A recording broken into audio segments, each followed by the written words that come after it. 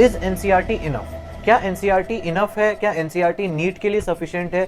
ये सवाल आपने हर एक स्टूडेंट जो कोचिंग जाता है उसको पूछते हुए सुना होगा। आप में से मैक्सिमम स्टूडेंट्स ये सोच रहे होंगे क्या नीट अभी बहुत पास आ रहा है, तो इस पॉइंट ऑफ टाइम पे मैं क्या पढूं? कोचिंग के मॉड्यूल्स पढूं, कोचिंग में क्लास नोट्स जो बनाए वो पढूं, सिर्फ और सिर्फ एनसीईआरटी कर लूं, एनसीईआरटी प्लस क्वेश्चन प्रैक्टिस कर लूं? तो आज इन सारे सवालों के मैं जो है जवाब देने वाला हूं। आज के वीडियो में मैं आपको बताऊंगा कि फिजिक्स में, केमिस्ट्री में, बायोलॉजी में सब्जेक्ट वाइज आपको एनसीईआरटी को किस तरीके से अप्रोच करना है, किसमें एनसीईआरटी इनफ है, किसमें एनसीईआरटी के अलावा आपको और एडिशनल प्रिपरेशन चाहिए, और हर एक सब्जेक्ट में एनसीईआरटी का कितना ज्यादा इंपॉर्टेंस है। तो चलिए स्टार्ट करते हैं। स्टार्ट हम लोग बायोलॉजी से कर रहे होंगे। बायोलॉजी में मैं आपको बता दूं, स्पेशली क्योंकि अब बहुत कम टाइम बचा हुआ है, लास्ट के 4 महीने के पॉइंट ऑफ व्यू से बता रहा हूं। अगर आप मेरे से पूछो कि नीट 2025 के लिए, तो मेरा आंसर अलग होगा, लेकिन नीट 2024 एस्पिरेंट्स के लिए खासकर मैं बोलूंगा कि यार एनसीईआरटी इज इनफ। इनफ क्या, more than enough. But NCERT की डीप अंडरस्टैंडिंग होना बहुत इंपॉर्टेंट है। अंडरस्टैंडिंग के साथ साथ ऑलमोस्ट मेमोराइजेशन ऑफ लाइंस भी इंपॉर्टेंट है। अब यार ये मेमोराइजेशन ऑफ लाइंस में क्यों बोल रहा हूं, क्योंकि कुछ कुछ फैक्चुअल इंफॉर्मेशन तो आपको रटी हुई होती है कि हाँ यार, मान लो आपको एग्जाम्पल पूछ लिया कोई भी किंगडम का, आप इजिली बता दोगे। लेट से आपको कोई फाइलम का एग्जाम्पल पूछ लिया, आप वो भी बता दोगे। तो ये सब फैक्चुअल इंफॉर्मेशन मैक्सिमम लोग मेमोराइज कर लेते हैं। बट जब आती है लाइनों की बात, ठीक है, मेमोराइजेशन ऑफ लाइंस का क्या मतलब है, क्योंकि यार जब पेपर का पैटर्न चेंज हुआ, अब असर्शन रीजन टाइप क्वेश्चन आते हैं, स्टेटमेंट बेस्ड क्वेश्चन आते हैं, वो तो खैर पहले भी आते थे, बट अब इस टाइप के क्वेश्चंस का जो नंबर है वो बढ़ गया है। सेक्शन बी भी आता है जिसमें थोड़े वो कॉम्प्लिकेटेड क्वेश्चन डालने की कोशिश करते हैं। तो यहाँ पे अगर आप ढंग से एनसीईआरटी की लाइनों को नहीं समझ रखे होगे, वो लाइनें अगर आपको याद नहीं होगी, तो आप उस लाइन को उस पेपर में पढ़ के कंफ्यूज हो सकते हो। कई बार वो क्या करते हैं, उस लाइन के अंदर एक छोटा सा नॉट ऐड कर देते हैं या फिर नॉट को हटा देते हैं, तो उससे क्या होता है, वो लाइन गलत हो जाती है, असर्शन गलत हो जाता है या रीजन गलत हो जाता है। तो ये सब चीजें आप तभी पहचान पाओगे जब आप उन लाइनों को ढंग से याद रखे हो और उनको समझ भी आपने रखा हुआ है। ठीक है, तो देखो इसके अलावा क्या करना है, क्योंकि मैं सब्जेक्ट वाइज स्ट्रेटजी भी बता रहा हूं, तो देखो पीवाईक्यू टॉपिक्स की एनसीईआरटी तो आपको ढंग से और ज्यादा प्रायोरिटी देकर के करनी है, एकदम हाई यील्ड है। अब देख लो पीवाईक्यू में कहां से बार बार सवाल आ रहे हैं, उस पार्ट को एनसीईआरटी के अंदर जाके उस पार्ट को एकदम ढंग से रट लो। उसकी एक एक लाइनें आप अगर रट सकते हो तो बहुत बढ़िया, क्योंकि मैं समझ सकता हूं यार पूरी की पूरी एनसीईआरटी एक एक लाइनें रटना कि हाँ भाई इस लाइन में यही एग्जैक्ट लिखा है, वो थोड़ा मुश्किल हो जाता है। इनफैक्ट ऐसा तो डेफिनेटली कोई नहीं होगा जिसको एक एक लाइन प्रॉपरली याद होगी, बट हाँ एटलीस्ट पीवाईक्यू टॉपिक्स की लाइनें आपको याद होनी चाहिए, जहां से एआर आ रहा है, जहां से स्टेटमेंट आ रहा है, जहां जो स्टेटमेंट बार बार रिपीट आपको हर मॉक टेस्ट में दिख जाते हैं या फिर हर पेपर में दिख जाते हैं, उनको एटलीस्ट आपको ढंग से पढ़ लेना है। एनसीईआरटी बेस्ड बहुत सारे मॉक टेस्ट आपको देने। देखो मॉक टेस्ट सीरीज आप चाहे अपनी कोचिंग की लगाओ, चाहे आप बाहर से खरीदो, कैसा भी करो, लेकिन जो मॉक टेस्ट आप दे रहे हो ना वो एनसीईआरटी बेस्ड होना चाहिए। बस इस चीज का ध्यान रख लेना कि उसमें बहुत ज्यादा मॉड्यूल में जो क्वेश्चन है, जो मॉड्यूल एनसीईआरटी बेस्ड ही नहीं है, जो मॉड्यूल में बहुत सारा एक्स्ट्रा इन्फॉर्मेशन डाला हुआ है, वो सबसे अगर सवाल आपके मॉक टेस्ट में आ रहा है तो वो मॉक टेस्ट देने का आपका कोई फायदा नहीं होने वाला। आपको ऐसा मॉक टेस्ट उठाना है जिसमें एनसीईआरटी बेस्ड क्वेश्चन हो प्रॉपर, जिसमें असर्शन रीजन बहुत सारे क्वेश्चन हो, जिसमें बहुत सारे डायग्राम बेस्ड, डायग्राम की लेबलिंग पे बेस्ड क्वेश्चन हो, डायग्राम के नीचे जो पॉइंट लिखा हो उस पे बेस्ड क्वेश्चन हो, बहुत सारे स्टेटमेंट बेस्ड क्वेश्चन हो, जो हिडन थोड़े बहुत चीजें होती है उन पे बेस्ड बहुत सारे क्वेश्चन हो। तो एनसीईआरटी बेस्ड मॉक टेस्ट भी दे सकते हो, इसके अलावा क्वेश्चन प्रैक्टिस भी कर सकते हो। कोई ऐसी बुकलेट उठाओ जिसमें almost previous year question level पे ही क्वेश्चंस हो, ऐसा नहीं कि उससे बहुत इजी क्वेश्चन हो या उससे बहुत ज्यादा टफ क्वेश्चन हो, बहुत लेंथी क्वेश्चन हो, क्योंकि आपको ऐसे क्वेश्चन करने जो पीवाईक्यू के एकदम ऑलमोस्ट लेवल पे हो, तो उस टाइप के क्वेश्चन प्रैक्टिस आप कर सकते हो। मैक्सिमम मॉड्यूल देखो आज के टाइम पे, पहले जब हम लोग तैयारी करते तब के मॉड्यूल थोड़े आउटडेटेड से थे, तब थोड़े वियर्ड टाइप क्वेश्चन होते थे, थोड़े मॉड्यूल पे ज्यादा क्वेश्चन होते थे, बट अभी सारे कोचिंग ही स्मार्ट हो गए हैं, ऑलमोस्ट सब मॉड्यूल ही अगर आप देखोगे तो क्वेश्चन ठीक ठाक लेवल के ही होते हैं। उसके अलावा क्लास नोट्स आप कर सकते हो। क्लास नोट्स कुछ स्टूडेंट्स ने जब उन्होंने पढ़ रखा होता है लेक्चर वगैरह, तब उन्होंने क्लास नोट्स बनाई होती है, तो वो आप कर सकते हो। बट ज्यादा प्रेफरेबल मैं क्या करता था, एनसीईआरटी की अगर आप बायो की एनसीईआरटी में देखोगे तो साइड में एक स्पेस होता है, तो वो जो स्पेस होता है उस स्पेस को आप भर दो। लेट्स से उसमें अगर मैं यहाँ पे डायग्राम में बनाऊं तो ऐसा कुछ होता है, यहाँ पे इंफॉर्मेशन होती है और यहाँ पे एक साइड में या तो लेफ्ट या राइट, डिपेंडिंग ऑन कि कौन सा साइड का पेज है वो, लेफ्ट या राइट में एक बड़ा सा स्पेस होता है। तो इस बड़ी सी स्पेस को आप फिल करो प्रॉपरली। आपको जो भी इंफॉर्मेशन इंपॉर्टेंट लगती है, जो भी लाइनें, अगर यहाँ पे कोई कंफ्यूजिंग सी चीज है वो आप लिख सकते हो। अगर आपको प्रीवियस ईयर क्वेश्चन में कुछ बाहर का मिल जाता है जो एनसीईआरटी में नहीं कवर्ड था, उस चीज को भी ऐड ऑन कर सकते हो, बट ज्यादा ऐड ऑन मत करना, क्योंकि ऑलमोस्ट सारे ही क्वेश्चन एनसीईआरटी के अंदर से आने वाले, एटलीस्ट बायो में। ठीक है, तो एनसीईआरटी के साइड वाले में जो भी आपने लिखा हो आप वही करो, मेन सोर्स एनसीईआरटी को बनाओ, साइड में जो आपने लिखा वो पढ़ लो। फिर आगे बढ़ने से पहले मैं आपको बता दूं, एनसीईआरटी पढ़ तो सभी लेंगे, बट एनसीईआरटी को जल्दी जल्दी रिवाइज करना एक बहुत बड़ा चैलेंज हो जाता है। इस चीज के लिए एक टेक्निक है जो वैसे तो यूएस में ज्यादा चलती थी, बट अब इंडिया में भी आ गई है, फ्लैश कार्ड्स इसको कहते हैं। फ्लैश कार्ड्स कैसे होते हैं, रुको मैं आपको दिखाता हूँ।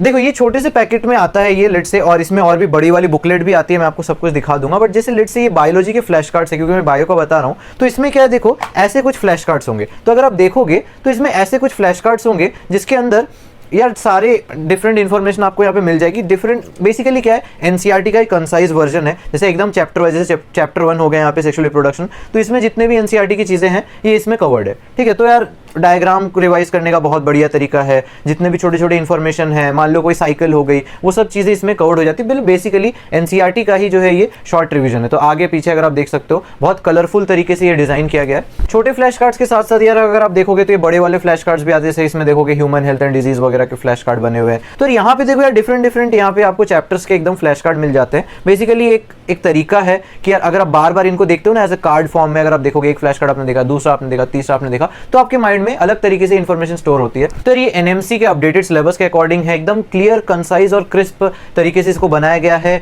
इसके अलावा अगर आप देखोगे तो यार देखो फिजिक्स वगैरह के भी फ्लैश कार्ड्स आपको यहाँ पे मिलते हैं, केमिस्ट्री के भी फ्लैश कार्ड्स है, डिफरेंट है। ऑर्गेनिक केमिस्ट्री की आपको यहाँ पे प्रॉपर एक बुकलेट मिल जाती है, तो ये प्रॉपर एक बुकलेट है ऑर्गेनिक केमिस्ट्री की। इसमें यार सारे पीवाईक्यू के भी कंसेप्ट कवर्ड है वन लाइनर फॉर्मेट में। तो यार आपको पता है लैक ऑफ प्रॉपर रिवीजन ही कारण होता है कि 90% स्टूडेंट्स जो है वो सिलेक्ट नहीं हो पा रहे हैं। जो मैक्सिमम स्टूडेंट्स को दिक्कत ही आ रही है कि प्रॉपरली रिवाइज नहीं कर पा रहे। एक बार तो खैर सभी पढ़ लेते हैं, तो यार फास्ट रिवीजन करने का ये काफी अच्छा टेक्निक है। अगर आप चाहते हो तो इस चीज को ऑर्डर कर सकते हो, नीचे मैं लिंक्स वगैरह में डिस्क्रिप्शन में बॉक्स में डाल दूंगा। तो यार अब आगे बढ़ते हैं वीडियो की तरफ। नेक्स्ट पार्ट पे आते हैं यार केमिस्ट्री पे। केमिस्ट्री में देखो फिजिकल का अलग है, इनऑर्गेनिक का अलग है, ऑर्गेनिक का अलग है। सबके मैं रोल बताऊंगा, एनसीईआरटी आपको कहां तक पढ़नी है, किस लेवल तक पढ़नी है। देखो फिजिकल केमिस्ट्री में सबसे इंपॉर्टेंट है कि यार आपको सारे फॉर्मूले याद हो, आपको कंसेप्चुअल क्लैरिटी हो कि हाँ यार भाई कौन सा फॉर्मूला कहां पे अप्लाई करना है, किसको किस तरीके से अप्लाई करना है, और उसका जो एप्लीकेशन है वही जो मैंने बताया कि यार आपको आइडिया होना चाहिए कि हाँ ये जो क्वेश्चन पूछ रहा है मतलब ये क्वेश्चन इस पार्ट का, इस कॉन्सेप्ट से आया है, तो ये वाले फॉर्मूला लगाना है। तो बेसिकली जैसे फिजिक्स में होता है कि हमें पता होता है कि हाँ भाई ये एनएलएम का क्वेश्चन है, एनएलएम में ये फर्स्ट लॉ ऑफ मोशन का क्वेश्चन है, उसके अकॉर्डिंग मैं अपने फॉर्मूले लगाऊंगा, जो भी होगा उसके अकॉर्डिंग आंसर आ जाएगा। लेट्स से ये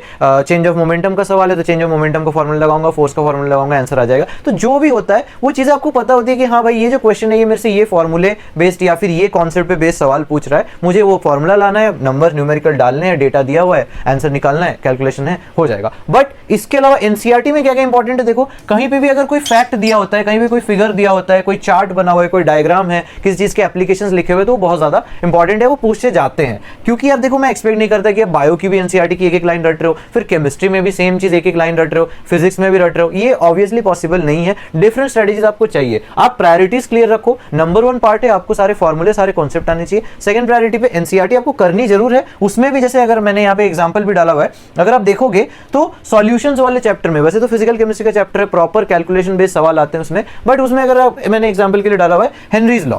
अब ये देखो हेनरीज लॉ वैसे तो कैलकुलेशन ही आता है मेनली, बट फिर भी यहाँ पे इसके एप्लीकेशंस डले हुए। एप्लीकेशन में देखो क्या क्या है, solubility of CO2 in soft drinks आ गया, सोडा वाटर आ गया, स्कूबा डाइवर वाला पूरा एप्लीकेशन पार्ट आ गया। स्कूबा डाइवर में इसमें क्या क्या गैसेस है ये सब भी लिखे हुए। अब इस पे एक AR बन जाए, पता चले, ठीक है ना, कि यार कितने कॉम्पोजिशन होता है, क्या उसके अंदर क्या कॉम्पोजिशन होती है, इसका AR बन गया। मान लो यहाँ पे परसेंटेज को चेंज कर दिया, हीलियम ज्यादा दिखा दिया, नाइट्रोजन कम दिखा दिया। तो ये सब चीजें आपको बेसिक एटलीस्ट आइडिया होना चाहिए कि हाँ यार ये चीजें लिखी हुई थी, ये इसका एप्लीकेशन पार्ट है, इसमें से सवाल बन सकता है। तो कहीं पे भी आप जाओगे ना, आप एनसीईआरटी पढ़ोगे, आपको खुद ही आइडिया लग जाएगा कि यहाँ पे मैक्सिमम चीजें हैं। मान लो कोई डेरिवेशन दिया है, तो ऑब्वियस बात है यार वो डेरिवेशन आपको फिजिकल केमिस्ट्री के अंदर क्वेश्चन में नहीं पूछेगा, तो वहां पे पूछेगा क्या, कोई चार्ट है, कोई डायग्राम है, कोई एप्लीकेशन है। कई बार चार्ट्स होते हैं, चार्ट में वैल्यूज होती है, तो आपको ऑर्डर पता होना चाहिए। आपको एग्जामिनर एक्सपेक्ट नहीं करेगा कि आप एक एक वैल्यू रट के बैठे हो, बट हाँ एग्जामिनर ये एक्सपेक्ट कर सकता है कि हाँ भाई ये जो ऑर्डर है इससे ऑर्डर पूछ लेते हैं कि किसका ज्यादा होता है, किसका कम होता है। एटलीस्ट आप हाईएस्ट पता कर लो कि हाँ भाई इसका हाईएस्ट है। कोई टेबल में आपको न्यूमेरिकल वैल्यूज देके आपको पता होना चाहिए कि हाँ भाई ये जो चीज है ये इसकी हाईएस्ट है, इसकी कम है। इस टाइप से AR क्वेश्चन टाइप बन सकता है, इस टाइप से क्वेश्चन आ सकते हैं, कोई चार्ट, कोई डायग्राम। जैसे मेरे टाइम पे 2020 में खुद फिजिक्स के अंदर कॉपर की कंडक्टिविटी का कर्व आ गया था, जो इन जनरल हमें नहीं पढ़ाया गया था, बट हाँ एनसीईआरटी में जरूर बना हुआ था। और अगर मैं फॉर्मूले वाले लॉजिक से उसको लगाता तो मेरा आंसर पक्का गलत होता, ठीक है। तो फॉर्मूले वाले लॉजिक पे हमेशा नहीं जाना होता है। एनसीईआरटी के अंदर जो डायग्राम है, कोई चार्ट है, तो वो वही चीजें पूछते हैं। चलो नेक्स्ट हम आते हैं इनऑर्गेनिक। इनऑर्गेनिक देखो जस्ट लाइक बायो है, आपने हर एक स्ट्रेटेजी यूट्यूबर या हर एक टीचर से ये सुन लिया होगा कि भाई इनऑर्गेनिक को बायो की तरह पढ़ना होता है। तो एग्जैक्ट वही है, एनसीईआरटी इज इनफ। जैसे बायो मैंने बोला, अभी लास्ट 4 मंथ्स में एनसीईआरटी इज इनफ। अभी आप कोई नोट्स वोट्स मत बनाओ, ढंग से एनसीईआरटी पढ़ो। बस ऐसा कुछ एनसीईआरटी बेस्ड क्वेश्चन आपको बहुत ज्यादा प्रैक्टिस करने हैं, मॉक टेस्ट में भी एनसीईआरटी बेस्ड चीजें करनी है, और पीवाईक्यू के टॉपिक्स को खास करके पढ़ लेना है।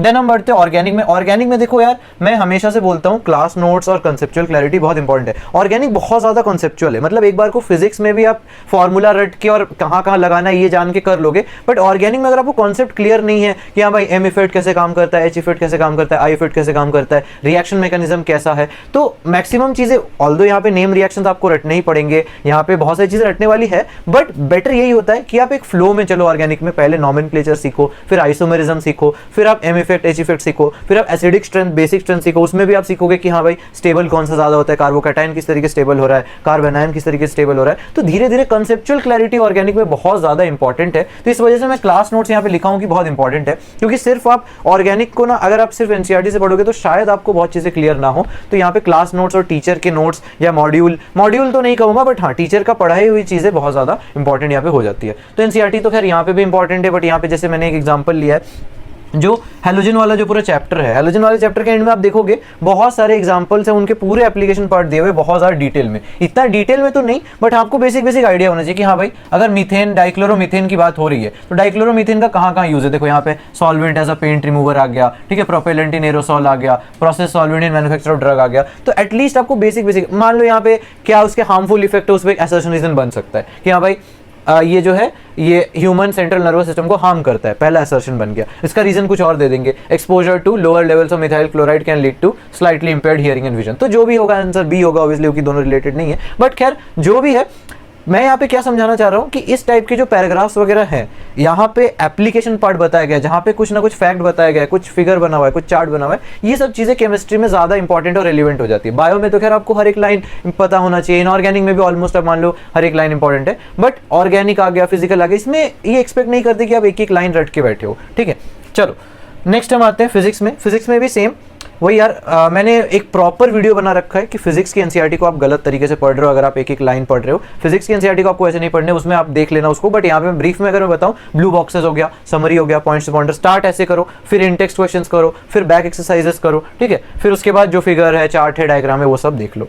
तो यहाँ पे भी यार फिजिक्स में भी सब्जेक्ट वाइज स्ट्रेटजी बता रहा हूँ, तो बता देता हूँ, फॉर्मूला बहुत इंपॉर्टेंट है, फॉर्मूला कहाँ लगाना है, कंसेप्ट ये क्लियर होना चाहिए, एप्लीकेशन पार्ट क्लियर होना चाहिए, क्वेश्चन प्रैक्टिस आपको उस लेवल की करनी है, नीट लेवल की, भाई प्रीवियस ईयर क्वेश्चन जाके देखो किस लेवल के सवाल आ रहे हैं, उसी लेवल की प्रैक्टिस करो। बहुत ज्यादा एचसी वर्मा करने की जरूरत नहीं है, आईआईटी जेईई के पेपर लगाने की जरूरत नहीं है, नीट में जिस लेवल के सवाल आ रहे हैं उस लेवल के सवाल कर लो, प्रैक्टिस टाइम टू टाइम करते रहो। बस यार ऐसे वीडियोस के साथ मैं आपसे मिलता रहूंगा, मिलते हैं अगले वीडियो में। अगर वीडियो अच्छा लगाओ तो लाइक जरूर करना, अपने फ्रेंड्स के साथ शेयर जरूर करना, और अगर मैं डेटा बताऊं मैक्सिमम स्टूडेंट्स जो देख रहे हैं वीडियो को सब्सक्राइब नहीं करते हैं, तो प्लीज सब्सक्राइब कर देना जल्दी से, उम्मीद करता हूं चैनल भी 100 के हिट करे। तो यार मिलते हैं अगले वीडियो में, तब तक के लिए बाय बाय, थैंक यू।